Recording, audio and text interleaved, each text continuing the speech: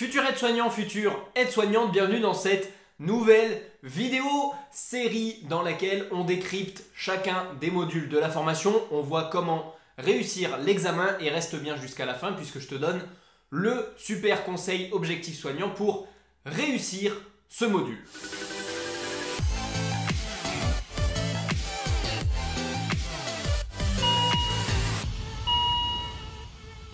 Yes, alors aujourd'hui on parle du module 9, un module qui dure 35 heures de formation et qui aborde le traitement des informations. Alors le module 9 avec le module 10 constitue le bloc 5 de compétences, le dernier bloc, travail en équipe pluriprofessionnelle et traitement des informations liées aux activités de soins, à la qualité et à la gestion des risques.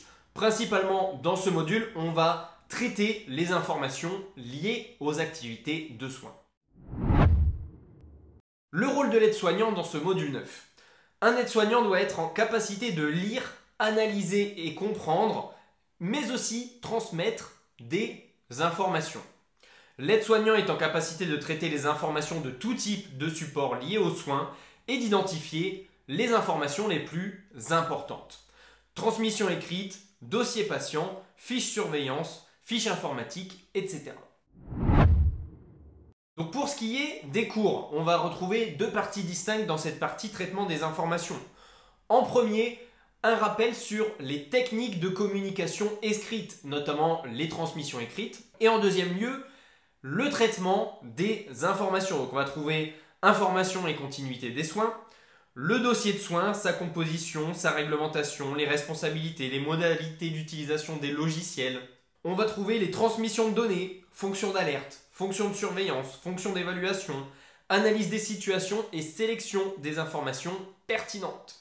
Et pour finir, une partie informatique, les notions globales, les applications à la santé et le règlement général surtout sur la protection des données informatiques. Voyons maintenant comment valider ce module 9.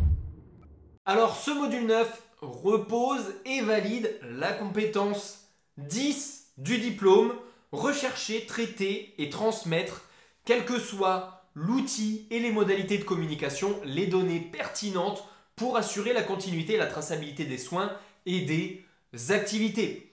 Alors comme d'habitude, on valide par deux intermédiaires le module, la partie IFAS, la partie théorique et la partie pratique avec les stages. Donc pour la partie stage, on va valider la compétence 10 sur trois critères.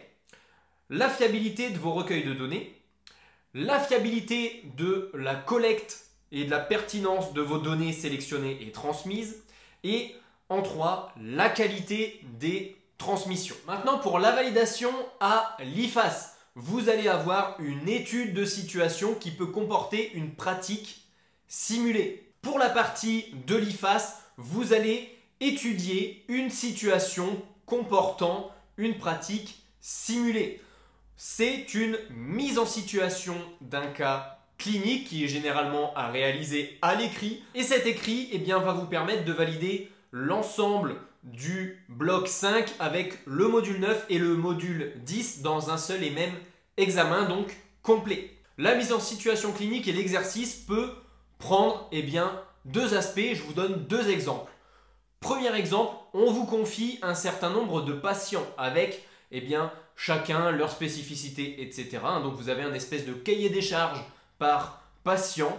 Vous devez planifier votre journée, vous devez planifier votre semaine et ça peut être le cas en implémentant des rendez-vous avec et des contraintes, des interventions d'autres professionnels de soins. Donc vous allez devoir organiser le planning selon les informations que vous avez pu récupérer. Parfois, on peut même vous mettre carrément en situation et vous mettre des captures écran de certains outils informatiques ou bien de certains recueils de données. Donc, vous avez vraiment une mise en situation réelle dans cet exercice. Exemple numéro 2, on peut vous décrire une situation de soins. Alors, elle est plus rare et vous allez réaliser une analyse des pratiques professionnelles. Donc, vous allez reprendre les faits marquants et voir par rapport aux normes, par rapport au respect des règles par exemple, en termes d'information, qu'est-ce qui a été bien fait ou potentiellement mal fait et qu'est-ce qui aurait dû être fait. Le super conseil pour cet examen d'analyse, de mise en situation et de réalisation de la planification, eh bien, il va vous falloir un socle de connaissances théoriques assez important, que ce soit au niveau des réglementations, mais que ce soit également au niveau des bonnes pratiques pour le traitement de l'information, de savoir comment bien diffuser cette information. Eh bien, il est nécessaire pour appuyer votre analyse d'avoir ce socle théorique vraiment important. Donc que ce soit le module 9 ou le module 10, il est important vraiment d'être au clair avec l'ensemble de ces pratiques et de ces concepts qui entourent les deux modules. Voilà, j'espère que cette vidéo vous aura éclairé sur ce qui vous attend dans le module 9. Si tu es étudiant et soignant, tu peux t'inscrire dès maintenant à la newsletter dédiée qui te donnera une aide précieuse pour valider l'ensemble des modules et tu peux aussi retrouver nos fameuses fiches de révision directement en description ou en haut de cette vidéo. C'était Geoffrey pour Objectif Soignant. On se retrouve très vite dans une prochaine vidéo de conseils. Ciao ciao!